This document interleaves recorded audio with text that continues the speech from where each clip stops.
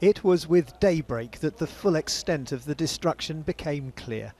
A modern industrial zone in one of China's biggest cities had been blown apart. Whoa! Oh! What the? Holy! No way! Oh shit! Oh shit! Are you filming? Yes, I'm filming!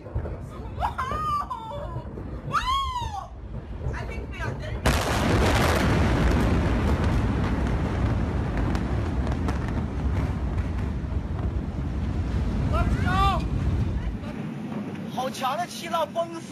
The first explosion was equivalent to 3 tons of TNT.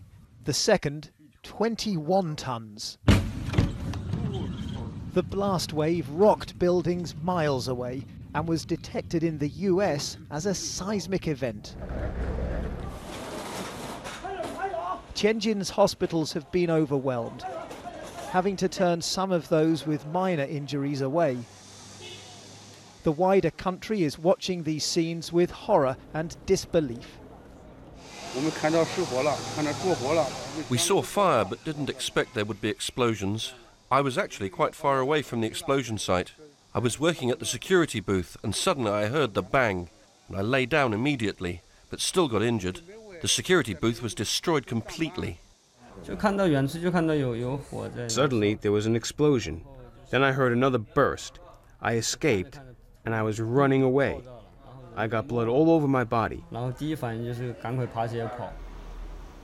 this is pretty much the front line of where the emergency workers have come to. You can see some of the fire crews taking a break, and if we walk this way, you can see the giant stacks of containers on the site. The explosion has tumbled them down, broken and buckling them as it's done so, and you can see that thick black acrid smoke still billowing from the site, and you can taste that smell of burning hanging heavy in the air.